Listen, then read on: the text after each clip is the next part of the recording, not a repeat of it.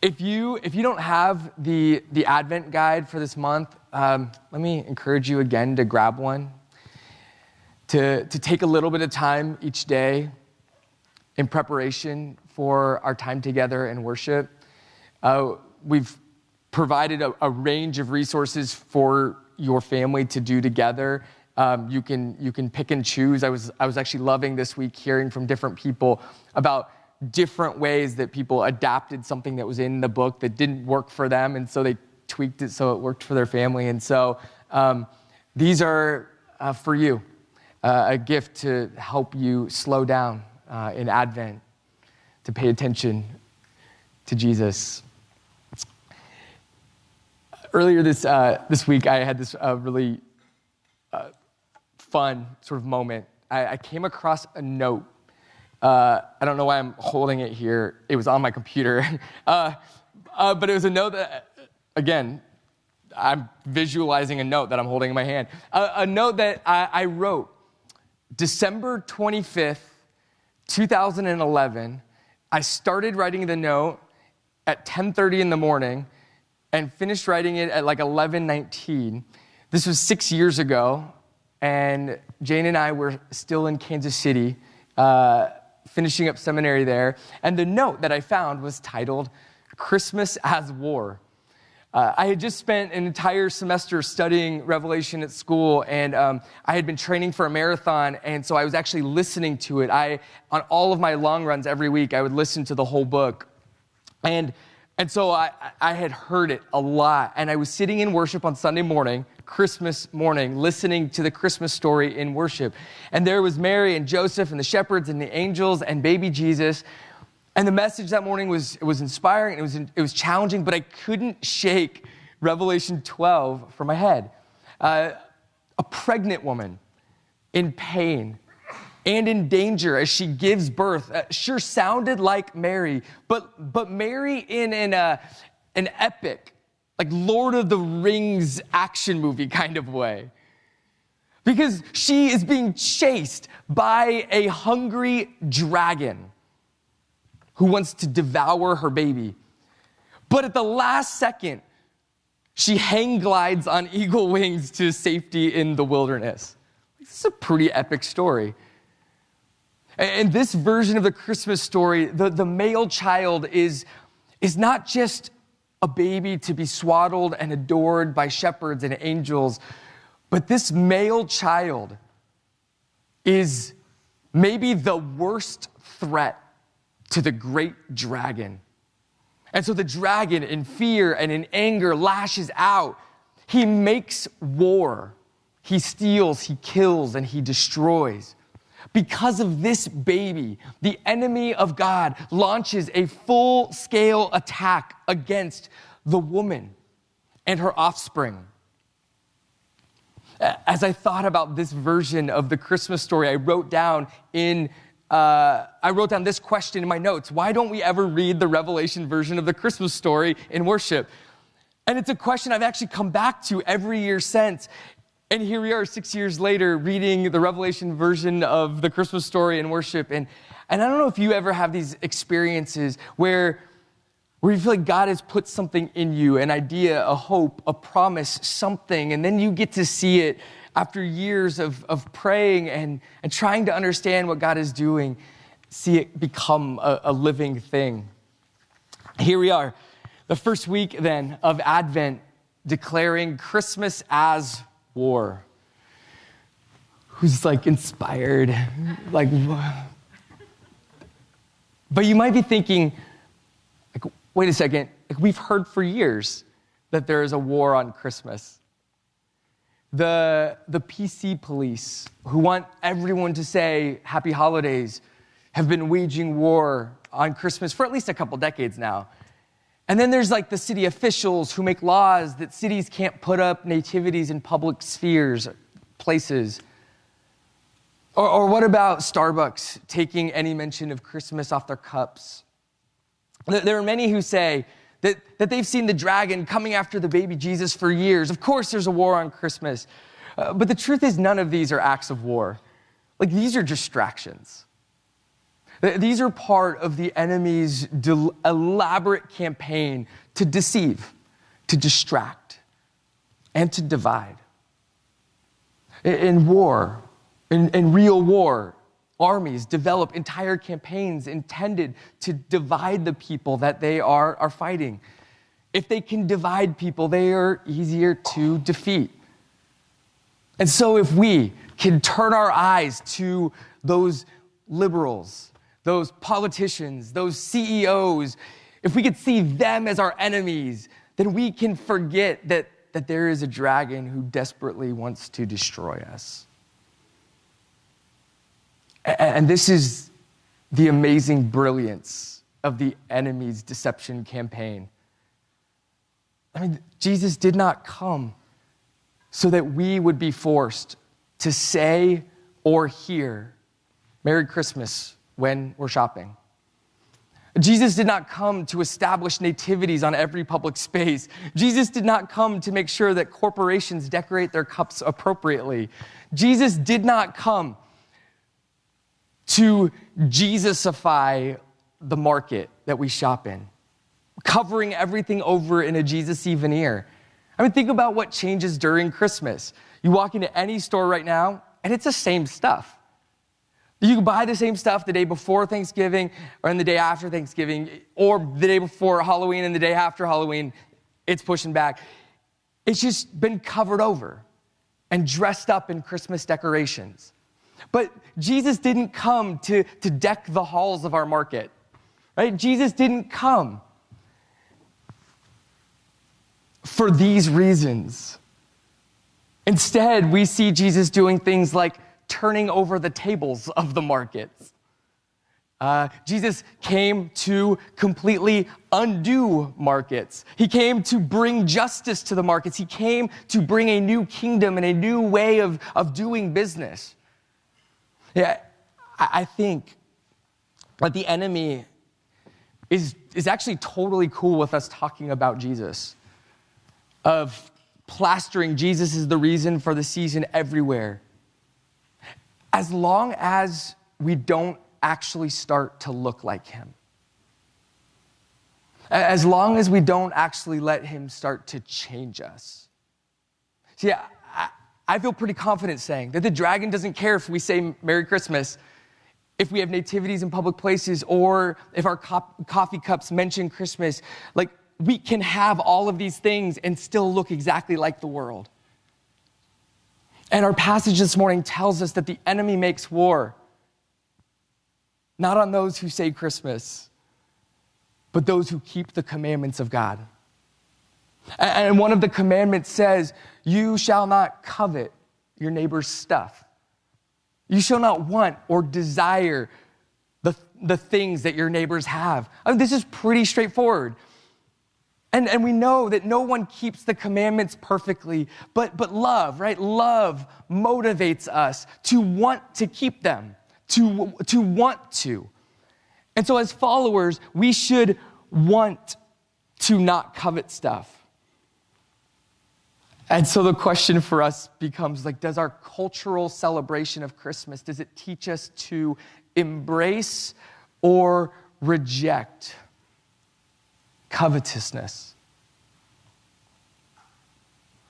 I mean, somehow Christmas has become the time of the year when we set aside the commandments to say, it's the holidays.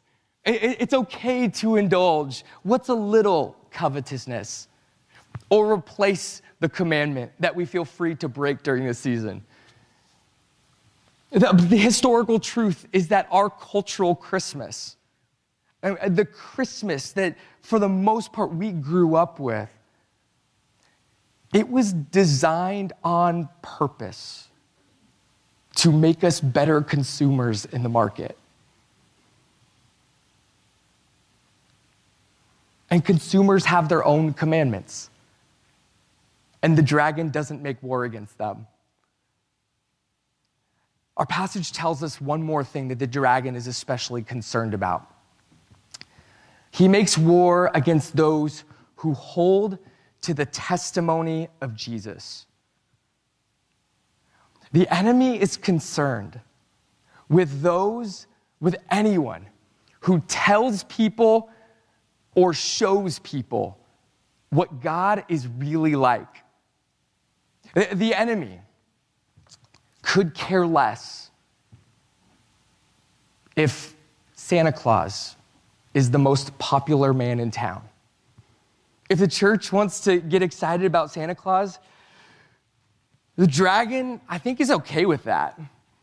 I mean, because do you know how pumped the dragon would be if everyone thought that God was like Santa Claus? That God was just some magic being out there that you make wishes to, who keeps a naughty and nice list, who reminds you if you've been good or punishes you if you've been bad, and we leave little presents out for him. Like, what if God was like Santa? Honestly, I think the great dragon would throw his own Christmas party if he knew that everyone out there thought God was like Santa. Or maybe our cultural Christmas as we know it is already one big party thrown by the dragon. Santa is basically like every god that humans have ever created in human history. And the dragon would have nothing to do if we all got on board with him, with Santa. See, the dragon isn't against Christmas, not the way that our culture celebrates it. The dragon is against, we find in our passage, the ways of God. He is against the way of Jesus. And Christmas, at least the very first Christmas, shows us who Jesus is and what God is like, so that anywhere that people live out the character of the first Christmas, that is where the dragon will concern himself. And the first feature of that first Christmas is found in the woman. The woman clothed with the sun, with the moon under her feet, and on her head a crown of 12 stars. She was pregnant and she was crying out in birth pains and the agony of giving birth. Christmas is founded on this woman who patiently waited. This woman who endured great pain in her waiting, but who endured in patient hope and trust. The beginning of Christ-likeness, the beginning of the way of Jesus is patient waiting. And I want to suggest to you that built into the commandments, whether we are talking about the 10 commandments or whether we're talking about the great commandment, there is a single virtue in all of them, and it is patience. Now, of course, the commandments are summed up by Jesus as love, but love is defined as patience, at least a key piece of it. To patiently wait is to trust, and it is to hope. And God is patient with us. And in the real war on Christmas, the weapon that God wields is his patience. It doesn't sound super intimidating, I know, but that's where he starts. It wasn't until Jane and I had Becca that I first started to understand how powerful pregnancy is as a way of understanding the patience of God. We had a miscarriage, and so we knew that getting to the end of a pregnancy was not guaranteed. And we were aware of so many of the things that could go wrong along the way. And there's just something that's so humbling about pregnancy. Because there are things that you can do to prepare for the arrival of the child. And there are things that you can do to help yourself stay healthy. But there's nothing you can do to guarantee the outcome of a pregnancy. You have almost no control over how this thing ends. We see this patience in Mary, who puts her pregnancy and her life in God's hands. We heard this beautiful trust in the passage that Teresa just read for us. But we also see this very same patience in God. As God, consider this, puts his own life in Mary's hands. Not just in pregnancy, but think about his birth and his life. God entrusts his own life to human hands. Like, that's risky business. In fact, this is one of the great scandals of the Christian gospel. That the all-powerful God of the universe, that he would refuse to dominate and control people. That he would refuse to make people worship him or celebrate him. But that he instead would humble himself and allow humans to control him, even put him to death, even death on a cross. In the woman, we see the patience of God, and we see the patience that God wants to form in us all. And on the surface, our first reading, it's easy to see this woman as Mary. What an incredibly daring move on God's part to give himself to this teenage girl to raise him. But the image of the pregnant woman is a bit more complex than just saying it's just Mary. There's nothing wrong with Mary, but there's more. There are pictures of Israel in the First Testament where Israel is seen as a woman clothed with the beauty of the sun. And here she's depicted as having 12 stars on her crown, 12 stars like the 12 tribes of Israel. And we remember that, like Mary, Israel was given a promise. In fact, the same promise as Mary. Only Israel had to wait a little bit longer. Through Israel, God would bless the world.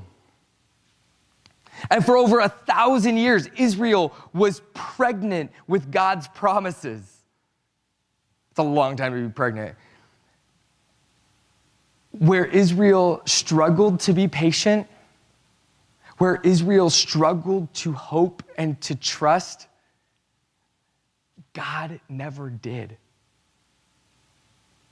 He speaks a word of promise to a man named Abraham, and then he brings it to completion.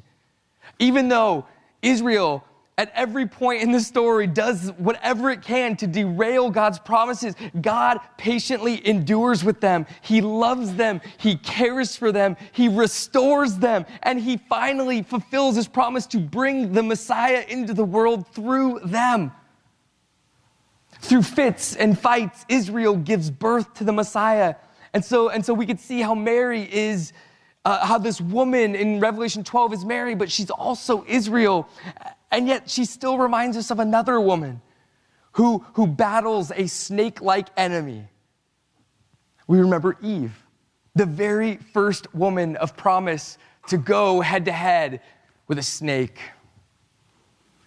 If these women teach us anything, it's that God is not in a hurry. I love this picture that Carrie actually found this week in her own Advent reflections, and she shared with me the span of time, just the sheer time between these women and God's faithfulness to humanity, to come and to be with the people that he loves and that he made in his image. There's something else about these women. There's something they teach us about God. And this is a hard lesson, I think. That God is not the God of the quick fix. There's the occasional time he shows up in the story and he does something. But when we're talking big picture, when we're talking bringing this story to its beautiful climax, God appears to be recklessly patient. And he also wants us to become patient along the way. But this creates new issues for us. And the big one, the main one is like, what does it mean that God lets the dragon run wild? Right? Like while God is patiently, carefully presenting and presently making all things new, what does it mean that while God is taking his time, the dragon is busy stealing, killing, and destroying? What does this say about God? And I got a call this week from a longtime friend of mine. Actually, he was in my youth group when I was 19 and an intern in Washington. And he called with this heavy question that I wasn't ready for. He just asked me, why has God let me suffer all these years? Why doesn't God just make me better? We talked for a while.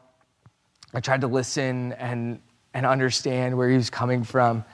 And at one point, I told him about a book that I had come across. And the book is called When Helping Hurts. And it's not actually about this question at all. And so I told him, I'm not sure if this is going to connect in any way, but I just had this thought. And so I started to tell him that the premise of the book is that sometimes our acts of charity can be harmful to people. And it's not so much the money that's harmful, it's the lack of relationship that needs to exist in our gifts of compassion, in our charity. That sometimes our giving can be dehumanizing. This is the point of the book. That it can treat people like they're problems to solve. That you're not a human. A person with a story, a person to know, a person to listen to, a person to value, a person to love. You're not any of these things. You're just a problem to fix. And so here, let me throw stuff at you, but from a distance. So I told him about this book shortly and then said, I think God's help is related to this. That God is love, which means God never views us as problems to fix. And I said, he sees us as people to value.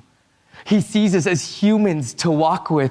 God knows our names, and he sees us as people to call by name and to join with. God sees us, and that's the point. Like, he doesn't just see our issues. He sees us. And this is the gospel, isn't it, right? That when God sees us, he draws near to us. The story of Jesus is the story of a God who refuses to look down on his people as a project from on high. But no, he's a God who takes on flesh. He takes on human eyes in order to see us, ears to hear us, hands to touch us, a life to suffer with us, even a body to suffer for us. God could walk by and he could throw healing at us, and doing so would actually strip us of our dignity and our humanity and our value. Or he could love us and he could enter into our pain with us and bear it with us. I'm telling my friend this over the phone, and I paused because I was in that moment surprised by where that had come from. I was just caught in how beautiful our God is. And as I'm silent, he's silent. And then he breaks his silence and he says, I understand that perfectly. Just last year, my dad told me that he had finally decided to give up on me. He had just realized that I was so broken that there was nothing he could do to fix me, and so he would just stop trying. He said this to me, he said, it hurt so much to feel like my dad saw me only as a project. Like, all my friend wanted was to be seen and known and understood by his dad. He wanted to be loved. He wanted his dad to patiently endure with him, not try to fix him. And what became interesting was the way that my friend's dad actually shaped the way he viewed God. He assumed that if God is my father, he must be like my earthly father. Of course, just a better version of him. And so he saw God being the one who could fix him, that God should be able to. He assumed that because his dad wanted to fix him, that God must also want to fix him, that must be God's driving desire, and desperate for his dad's love. My friend is living with the hope that if God fixes him, his dad might accept him. The story of Christmas is that God is relentlessly patient and present as a father. That God sees us and God loves us. That God climbs into the muck of our lives with us, to walk with us. He invites us to see him, to walk with him, to know him. God desperately wants to be known by us. And he desperately wants for us to know that we are known by him. And there is only one way that this happens, and this is patient presence. Patient presence. God is patiently present with Mary as she waits to give birth. God is patiently present with Israel as he blesses the world through them. God is patiently present with Eve and all of her descendants after her as we wait for God to fulfill his promises. Patient presence. This is exactly the thing the enemy is ruthlessly eliminating from our cultural Christmas.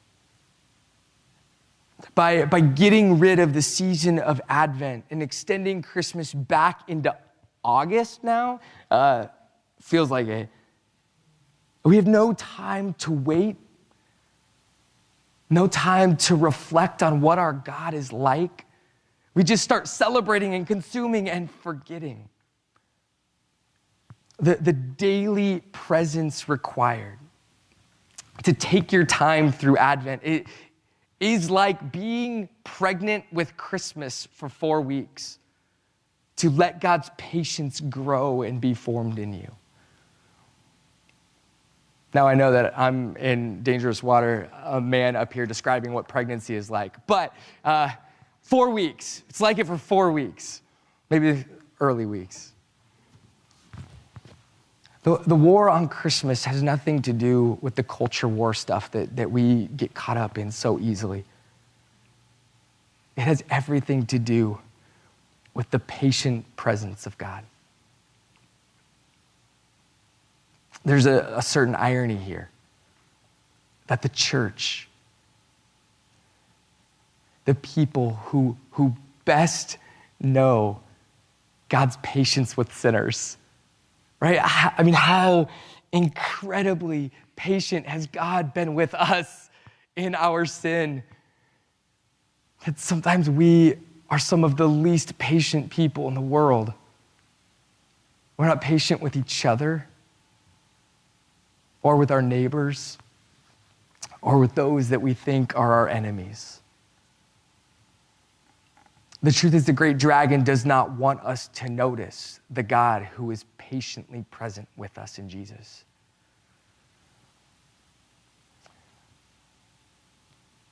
The war on Christmas also has to do with God forming in us his patient presence.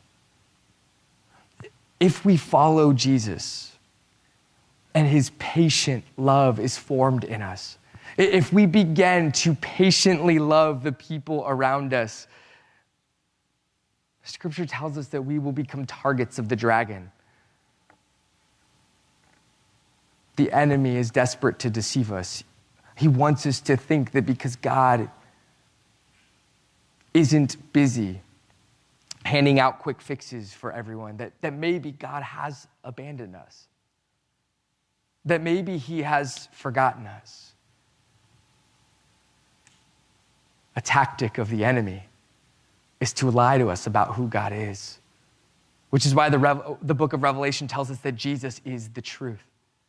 The enemy wants us to believe that God is distant, that God has a naughty and nice list that we haven't measured up to. The enemy wants us to think that God is disappointed with us.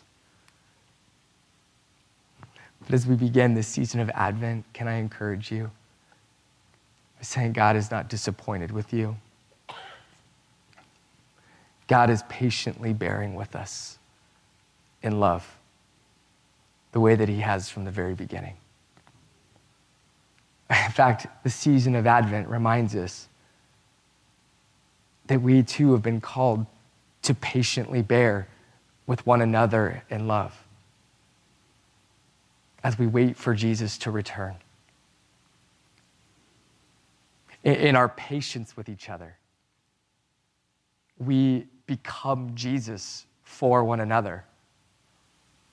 We remind each other who God is and what God is like. Think about that in this season where the dragon wants to lie to us about who God is. We have the chance in our presence, in our relationship with each other, in our patience with one another, in the ways that we bear with one another to say, no, remember, Jesus is like this. This is how God feels about us. God is like Jesus, born after many, many years of patiently waiting, only to submit himself again after birth to the process, the long process of growing up. In all of it, God is joining us in our humanity.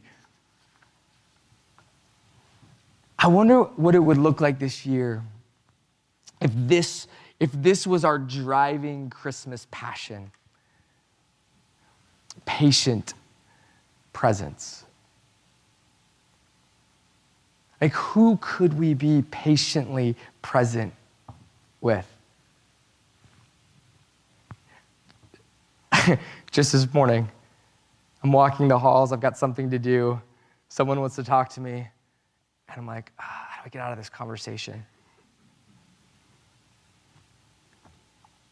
And then it hit me, this question, who could we patiently be present with? And in that moment, experienced God's grace as he convicted me and said, be present. Who could we walk with through this season? Listen to closely, hearing what they're carrying with them, their heart, their grief, their longings, their hope, their joys, their lives. Whose suffering could we bear? Not fix, bear with them. What if this Christmas was marked by this patient, present love in us as individuals, in us as a community, and that this love somehow shined brightly? If this was our driving passion, to love with great patience, to love with great presence, to let Christ's patient love flow through us, declaring that Jesus has overcome, that his promises are good, and we can trust them. There are few better ways for us to respond to God's word than to come to his table. That for so many years was referred to as the love feast. the place where we are reminded of his great love for us, the place where then we practice that love with one another. I know that there is it can be a common practice to think about communion as very private and personal between you as an individual and with God. But part of the reason we take it together as the body of Christ is because the love that God has given to us, he says ought to pour out into the relationships we share with one another. And I don't know if you ever do this in worship. I'll tell you, it can feel awkward, but sometimes it makes sense to look across the worshiping community, not with judgmental eyes. Why is that person sitting? But with a sense of loving compassion. This is my brother or sister. Man, I get to worship God with them. To look across the room and to say, who are the people that God has called me to patiently love? These are the ways that we respond as we come to this love feast this morning.